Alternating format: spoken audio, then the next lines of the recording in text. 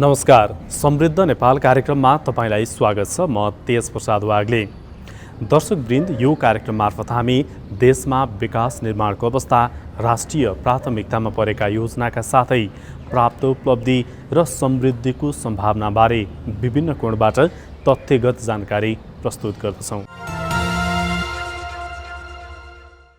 सरकारले हालै आगामी आर्थिक वर्षको बजेट ल्याएको छ। बजेटले आय व्ययको विवरण मात्र होइन, विभिन्न नीतिगत व्यवस्थाहरूको समेत मार्गदर्शन गरेको छ।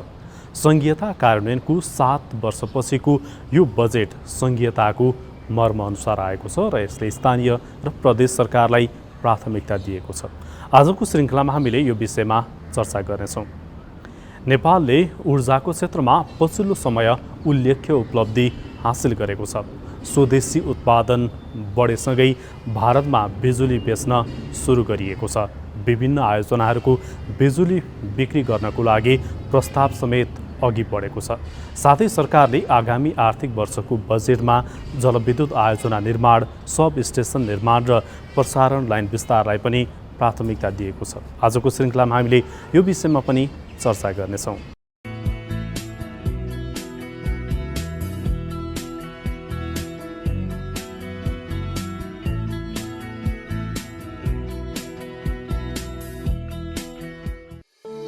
हालै सरकारले आगामी आर्थिक वर्षको बजेट ल्याएको छ। बजेटले स्वाधीन, समुन्नत र आत्मनिर्भर अर्थतन्त्र निर्माण गर्ने दिशामा केही ठोस प्रस्थान बिन्दुहरू तय गरेको छ। जनआकाङ्क्षा अनुसार आर्थिक, सामाजिक र पूर्वाधार सम्बन्धी आवश्यकताहरू बजेटले सम्बोधन गरेको छ। आर्थिक वर्ष 2079-80 को बजेट आएको बेला संघीयता कार्यान्वयनको 7 वर्ष भएको छ। बजेटको आकार बढेर 17 खर्ब 93 अर्ब 83 करोड भएको छ, जुन संघीयता आउनुभन्दा अघिको बजेटको तुलनामा 120% बढी हो। आगामी आर्थिक वर्ष 2079-80 को बजेटले संघीयताको मर्मलाई पछ्याउने प्रयास गरेको छ। यसपटक सरकारले 17 खर्ब 93 अर्ब 83 करोडको बजेट ल्याउँदा प्रदेश र स्थानीय तहले वित्तीय हस्तान्तरणतर्फ 4 खर्ब 29 अर्ब 83 करोड अर्थात् 24% बजेट पाएका छन्। अर्थमन्त्री जनार्दन शर्माका अनुसार यसबाहेक राजस्व बाँडफाँडबाट समेत स्थानीय र प्रदेशमा 1 खर्ब 63 अर्ब रुपियाँ बजेट जानेछ। सरकारले विभिन्न 4 प्रकारका अनुदान तल्लो तहमा हस्तान्तरण गर्दै आएको छ। मुलुक सङ्घीय प्रणालीमा रूपान्तरण भएपछि आएका 7 वटा बजेट र सङ्घीयता कार्यान्वयन सुरु भएपछिको 4 वटा बजेटको तुलनामा यस पटकको बजेट सङ्घीयताको मर्मअनुसार विकेन्द्रीकरणका दृष्टिले सकारात्मक रहेको विश्लेषकहरूको भनाइ छ। विगतका बजेटहरूको तुलनामा यसपटक स्थानीय र प्रदेशलाई प्राथमिकतामा राखिएको छ। नेपालमा 3 तहका सरकारले आफ्नै छुट्टा छुट्टै बजेट प्रस्तुत गर्ने गरेका छन्। 7 प्रदेश र 753 स्थानीय सरकारले आफ्नै बजेट प्रस्तुत गर्दछन्। प्रदेश सरकार र स्थानीय सरकारको बजेटमा केही अंश सङ्घ सरकारको हुन्छ।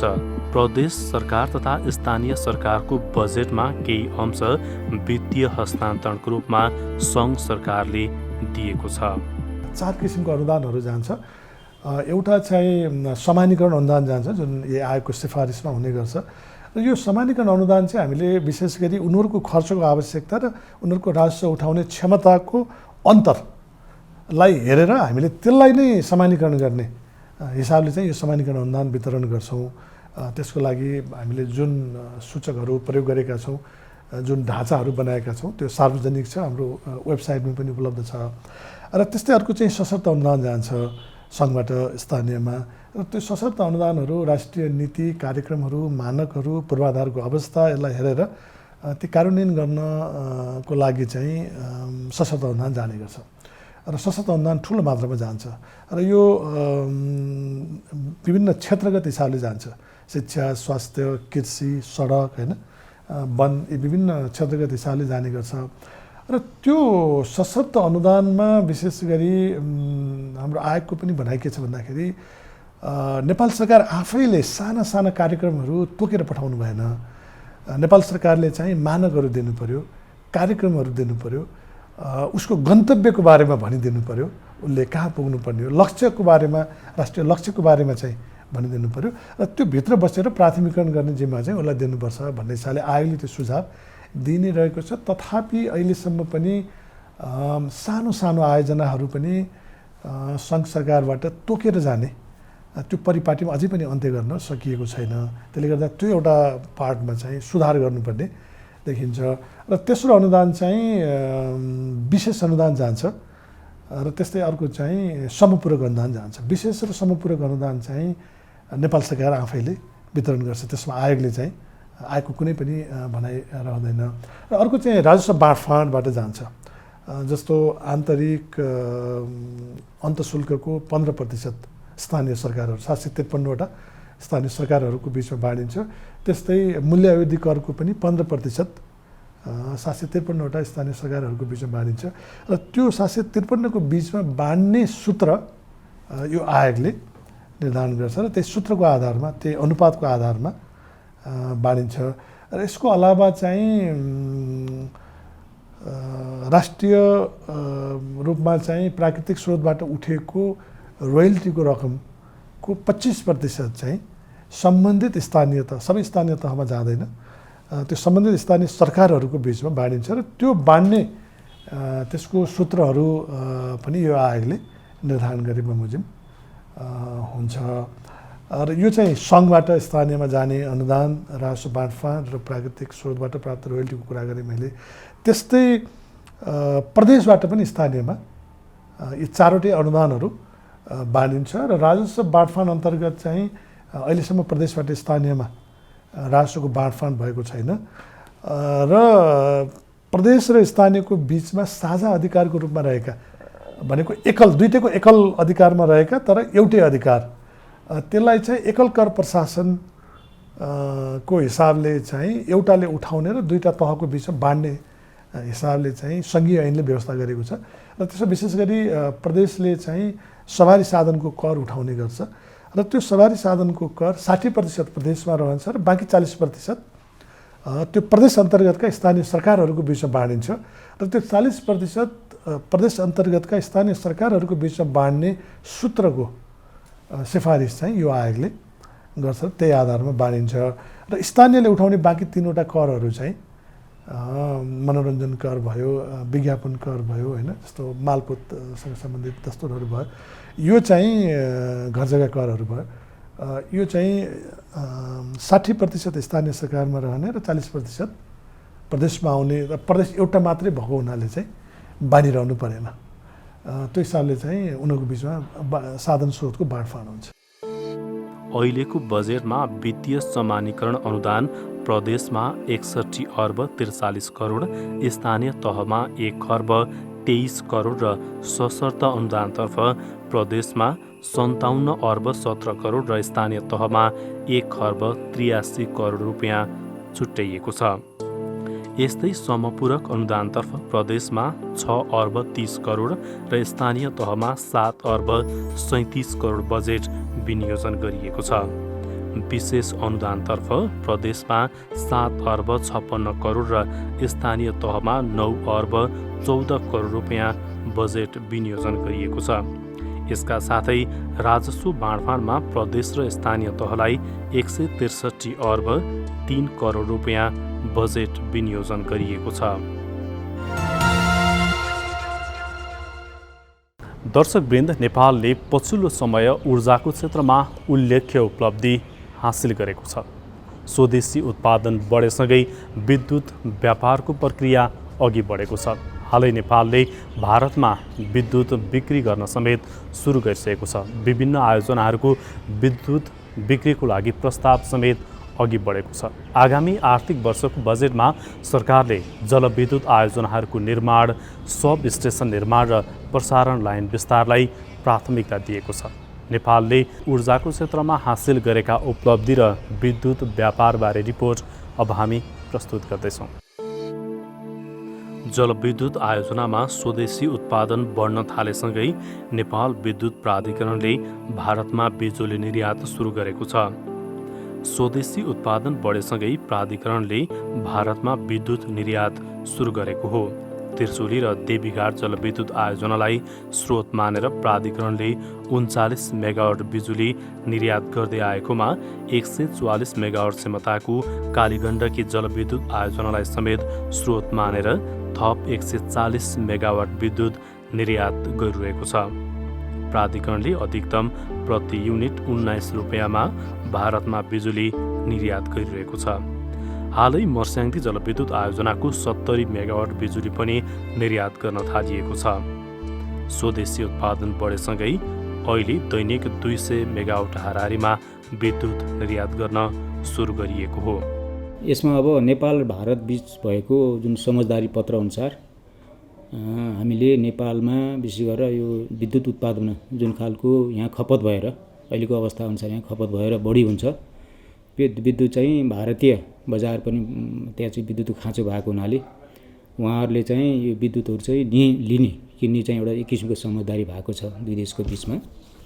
र उहाँहरूले हालको लागि चाहिँ अब इन्डियन साइडबाट भारतीय पक्षबाट चाहिँ केही योजनाहरूको विद्युत चाहिँ उहाँहरूले चाहिँ बढी भएको खण्डमा चाहिँ लिने हिसाबले उहाँहरूको सहमति भएको छ। त्यो चाहिँ अहिलेसम्म हामीले सहमति पाएको योजनाहरूको सङ्ख्या चाहिँ 6वटा रहेको छ, जसमा विशेष गरेर कालीगण्डकी ए, मिडल मर्स्याङ्दी,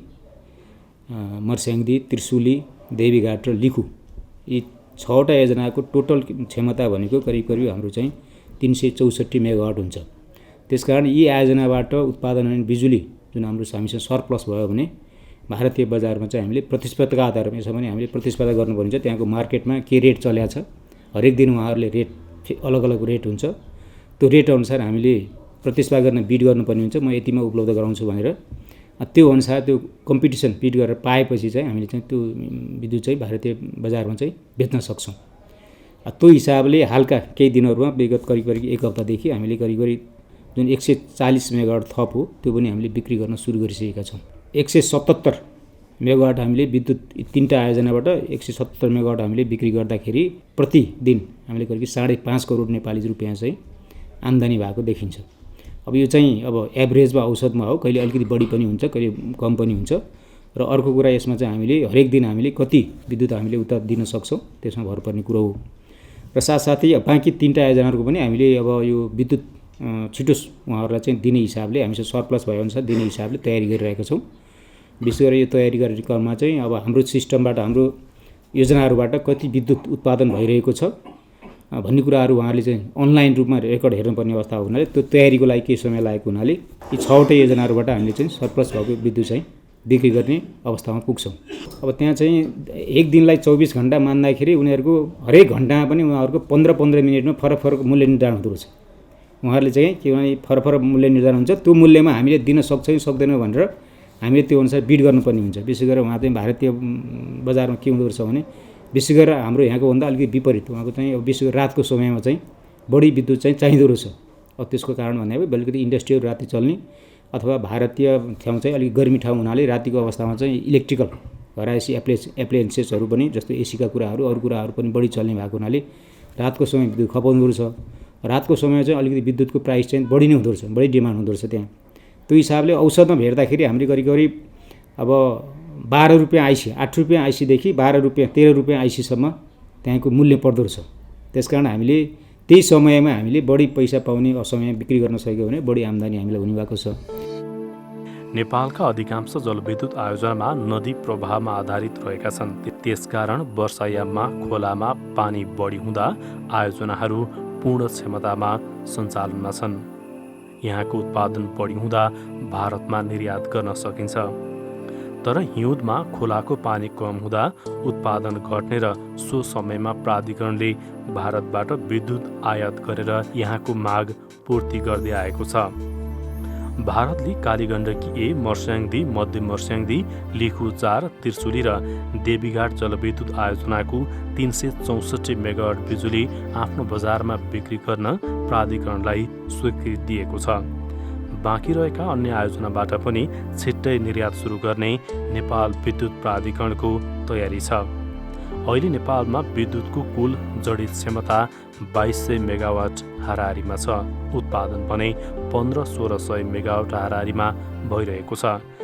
अन्य समयमा भने 200 मेगावाट निरन्तर निर्यात भइरहेको प्राधिकरणले जनाएको छ। भारतले अहिलेसम्म नेपाललाई 364 मेगावाटका आयोजनाको बिजुली भारत निर्यात गर्न अनुमति दिएको छ। नेपालले गत वर्ष कार्तिक 17 गतेबाट डे अहेड मार्केटको अवधारणामा बिजुली बेच्न सुरु गरेको थियो। 24 मेगावाटको त्रिशुली र 14 मेगावाटको देवीघाट आयोजनाबाट करिब 1 महिना नेपालले भारतमा बिजुली बेचेको थियो। भारतले हालसम्म नेपालको 200वटा आयोजनाको मात्रै बिजुली किन्न स्वीकृति दिएको छ। तर नेपालले भने अन्य 8वटा आयोजनाको बिजुली भारतमा बेच्न अनुमति मागिरहेको छ। भारतले यसअघि 24 मेगावाटको त्रिशुली र 14 मेगावाटको देवीघाट जलविद्युत आयोजनाको मात्रै बिजुली किन्न अनुमति दिएको थियो। नेपालले अहिले माथिल्लो तामाकोशी, कालीगण्डकी, मर्स्याङ्दी, मध्य मर्स्याङ्दी, माथिल्लो भोटेकोशी र चमेलिया जलविद्युत आयोजनाको बिजुली समेत किन्न भारतलाई प्रस्ताव गरेको छ। गत फागुन दोस्रो साता काठमाडौँमा बसेको नेपाल भारत ऊर्जा सचिव स्तरीय संयुक्त समितिको बैठकका क्रममा नेपालले बिजुली बेच्न प्रस्ताव गरेका अरू आयोजनाको बिजुली किन्न भारत सहमत भएको थियो। अहिले 5 करोड रुपियाँभन्दा धेरैको बिजुली दैनिक निर्यात गरिरहेको नेपालले वर्षायाममा दैनिक 10 करोडभन्दा बढीको बिजुली बेच्न सक्ने देखिएको छ। भारतीय बजारमा यस्ता विद्युत बढी हुने विद्युत बिक्री गर्नुपर्छ भनेर हामीले क्रस बोर्डर ट्रान्समिसन लाइनहरू बनाएका छौँ। अब अहिलेको अवस्थामा हामीले जुन ढल्केवर मुजफ्फरपुरबाट पनि हामी बिक्री गर्न सफल भएका छौँ। अरू क्रस बोर्डर बन्दैछन्। अब बनिसकेपछि हामीले उहाँहरूसँग हरेक वर्ष यो खालको एमओयू चाहिँ हामीले रिन्यू गर्नुपर्ने अवस्था हुनसक्छ। अहिले तत्काललाई 1 वर्षको लागि दिनुभएको छ उहाँहरूले। र बिस्तारै बिस्तारै हाम्रो इन्फ्रास्ट्रक्चर पनि बढ्दै जाने, त्यसपछि हाम्रा यी क्षमता पनि बढ्दै जाने भएपछि उहाँहरूसँग समझदारी गरेर बढी चाहिँ हामीले व्यापार गर्न चाहिँ सफल हुनेछौँ। र अहिलेको तत्काललाई भनेको 1 वर्षको लागि सम्झौता भएको हो। र त्यसपछि यो सिद्धिन साथ हामीले फेरि यसको नवीकरणको लागि प्रयास गर्छौँ। र एक किसिमको अन्डरस्ट्यान्डिङ भनेको अब हामीले एक किसिमले यहाँबाट निर्धारित गरेको विद्युत चाहिँ लिने अन्डरस्ट्यान्डिङ भइसकेको छ, समझदारी भइसकेको छ। खालि के भने यो सम्झौता अथवा सहमति दिने क्रममा चाहिँ उहाँहरूले 1 वर्षको दिनुभएको छ। सायद हुनसक्छ त्यहाँको विद्युतको अवस्था आवश्यकता हेरेर होला। र अहिलेको अवस्था हेर्दाखेरि त्यसको खपत चाहिँ जुन हिसाबले गइरहेछ, खपत चाहिँ अलिकति जति उत्पादन हुन्छ त्यो उत्पादन यहीँ खपत बढाउनु पर्ने अवस्था भएको हुनाले अलिकति हामीले खपत बढाउने उपायहरू के हुनसक्छ भनेर सोचिरहेछौँ। त्यसमध्ये अहिलेको सन्दर्भमा हेर्दाखेरि विशेष गरी हाम्रो यो विद्युतीय चुलो, विशेष गरी हामीले चुलो खाना पकाउनलाई हामीले ग्यास प्रयोग गरिरहेको छौँ। त्यसबाट धेरै आयात गर्न परिरहेको छ। त्यसले गर्दाखेरि हाम्रो व्यापार घाटा पनि बढिरहेको अवस्था छ भने अर्को कुरा हामी स्वदेशमा उत्पादन हुने विद्युतलाई हामीले जति उत्पादन हुन्छ त्यति प्रयोग गर्न सकेनौँ भने यो खेर जान सक्ने अवस्था हुनाले यसलाई चाहिँ बढीभन्दा बढी प्राथमिकता दिएर उपयोग गर्ने सरकारको नीति रहेको छ। र यसअनुसार चालु आर्थिक वर्षमा हामीले पनि अब यो विद्युतीय चुलो सबभन्दा यो विद्युत खपत गर्ने एउटा महत्त्वपूर्ण उपाय भनेको जसले चाहिँ ग्यास आयातलाई पनि घटाउने प्लस यहाँ भएको विद्युत पनि खपत गर्ने सबभन्दा राम्रो उपाय भनेको अहिले कन्टेक्स्टमा हामीले विद्युतीय चुलो भएको हुनाले यसलाई चाहिँ विशेष प्रोत्साहनको रूपमा हामीले अगाडि बढाउने र त्यसको लागि विशेष गरी विद्युतीय उपकरणहरूमा विद्युतीय चुलोमा लगायत यसलाई लाग्ने जुन विद्युतीय शुल्क छ त्यसलाई पनि सहुलियत दिने र साथसाथै सम्भव भएसम्म अब विशेष गरी हामीले नेपाल सरकार, प्रदेश सरकार र स्थानीय सरकार तिनै तहका सरकार मिलेर विद्युतीय चुलो पनि अलिकति अनुदानको रूपमा अथवा सब्सिडाइज अनुदानको रूपमा उहाँहरूलाई उपलब्ध गराउने हिसाबले यो चुलोलाई प्रयोग गर्न बढी प्रोत्साहन गर्ने हिसाबले यो हिसाबले सरकारले नीति लिएको छ। अब जहाँसम्म लाग्छ 60 लाख भनिएको छ हामीले वास्तवमा अब सबै तहको सरकारले चाह्यो भने नसक्ने कुरो अवस्था हुँदैन। तर खालि के भने अब यो प्रयोग गर्ने प्रयोगकर्तालाई हामीले प्रोत्साहन गर्नु जरुरी आवश्यक रहेको छ। यसमा चाहिँ खालि चुलो मात्रै नभइकन उहाँहरूले यो प्रयोग गर्दाखेरि अब विद्युत महसुल पनि हामीले सहुलियत दरमा पाउनुहुन्छ। त्यसले गर्दा जुन खालको हामीले ग्यास प्रयोग गरेर खाना पकाइरहेको छौँ यो विद्युतीय चुलो प्रयोग गर्दा करिब आधा मूल्यमा पनि पुग्न सक्ने अवस्था हुनसक्छ। त्यसकारण यो अवस्थामा उहाँहरूलाई बुझाउनु पर्ने अवस्था छ र त्यसकारण हामीले प्रोत्साहनको रूपमा यो ल्याइयो। असम्भव हुने भन्ने कुरा त हुँदैन। तर टार्गेट अनुसार नभए पनि हामीले यसमा चाहिँ अधिकतम हामीले प्रगति गर्नेछौँ भन्ने अपेक्षा गरेका छौँ। अर्कोतर्फ सरकारले जलविद्युत आयोजनालाई प्राथमिकता पनि दिएको छ। आगामी आर्थिक वर्षको बजेटमा जलविद्युत उत्पादन, प्रसारण लाइन विस्तार र उपभोग वृद्धि र ग्रामीण विद्युतीकरणलाई प्राथमिकतामा राखेर नेपालको पानी जनताको लगानी नारासहित ऊर्जा क्षेत्रको लागि 75 अर्ब 10 करोड रुपियाँ छुट्याइएको छ। पिकिङ समयको रेट अलिक बढी र अफ पिक टाइमको रेट सस्तो पनि गराएको छौँ। त्यो हिसाबले पनि बढी भएको समयमा स्पिल हुने समयको बिजुली सस्तो गर्नाले कन्जम्सन बढ्ला भन्ने अपेक्षा छ भने एकदमै चाहिने बेलामा धेरै डिमान्ड हुने बेलामा चाहिँ महँगो गर्नाले हामीले डिमान्ड म्यानेजमेन्ट पनि हुन्छ भन्ने लाइनमा चाहिँ मन्त्रालय छ। 2028 मा पुग्दाखेरि हामी 5000 मेगावाट बिजुली एक्सपोर्ट गर्न सक्छौँ भन्ने हिसाबको हाम्रो टार्गेट छ। 15000 मेगावाट बिजुली निकाल्दाखेरि 10000 आन्तरिक खपतको लागि र 5000 मेगावाट बिजुली नजिकको छिमेकी मार्केट बङ्गलादेश र इन्डियामा लाने हाम्रो सोच छ र तदनुकूल हामीले द्विपक्षीय संयन्त्रहरूमा भारतसँग पनि छलफल गरिरहेछौँ। विभिन्न चरणमा मिटिङ भएको छ। नेपाल र इन्डियाको बिचमा इन्टरकनेक्सन कता हुनुपर्छ भनेर आइडेन्टिफाई गरिसकेका छौँ। यो ट्रान्समिसन लाइन मास्टर प्लानमा त्यो आइडेन्टिफाई छ र अर्को नेपाल भारतको जोइन्ट टेक्निकल टिम छ। त्यसले नेपालमा भुटानमा विभिन्न टाइम फ्रेममा आउने आयोजनाहरूलाई ध्यानमा राखेर कुन कुन प्रसारण लाइन बनाउने भनेर चाहिँ रिकमेन्ड गरेको छ र अहिले हामीले इन्डियाको लागि 6 वटा ठुला 400 केबी का लाइनहरू जाने आइडेन्टिफाई गरेका छौँ। अरू पनि हाम्रो अलरेडी 10 वटा चाहिँ अरू इन्टरकनेक्सन लाइनहरू छ। 33 केबी का 66 केबी को 132 को। अब अहिले 400 केबी एउटा चाहिँ अपरेसनमा भयो ढल्केबार मुजफ्फरपुरको। नेपाल विद्युत प्राधिकरण र इन्डियाको पावर ग्रिड कर्पोरेसनको संयुक्त लगानीमा प्रसारण लाइन यो न्यू बुटबलबाट चाहिँ गोरखपुरसम्मको बनाउने अभियानमा उसमा जोइन्ट भेन्चर एग्रिमेन्टमा साइन भएको छ र फर्दर चाहिँ त्यसको एक्टिभिटिज बढ्यो भने इन्डिया नेपालको इलेक्ट्रिसिटी सप्लाई रिलायबल गर्नको लागि र इम्पोर्ट एक्सपोर्ट गर्नको लागि बाटाहरू खुल्छ। दर्शकवृन्द, पछिल्लो समय नेपालले ऊर्जाको क्षेत्रमा उल्लेख्य उपलब्धिहरू हासिल गरेको छ। जलविद्युत उत्पादन, प्रसारण र सब स्टेसन निर्माणलाई सरकारले प्राथमिकता दिएको छ। स्वदेशी उत्पादन बढी भएसँगै भारतमा बिजुली बेच्न समेत सुरु गरिएको छ। नेपालले ऊर्जाको क्षेत्रमा हासिल गरेका उपलब्धिहरू आजको श्रृङ्खलामा हामीले चर्चा गऱ्यौँ। सङ्घीयता कार्यान्वयनको 7 वर्षपछि सङ्घीयताको मर्मअनुसार आएको बजेटले स्थानीय तह र प्रदेशलाई प्राथमिकता दिएको छ। यो विषयमा पनि आजको श्रृङ्खलामा हामीले चर्चा गऱ्यौँ।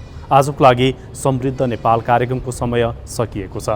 यो कार्यक्रम तपाईँ नेपाल टेलिभिजनको वेबसाइट nepaltvonline.com का साथै नेपाल टेलिभिजनको मोबाइल एप र अन्य सामाजिक सञ्जालमा पनि हेर्न सक्नुहुनेछ। आजको लागि समृद्ध नेपाल कार्यक्रमबाट हामी सबैलाई बिदा दिनुहोस्। नमस्कार।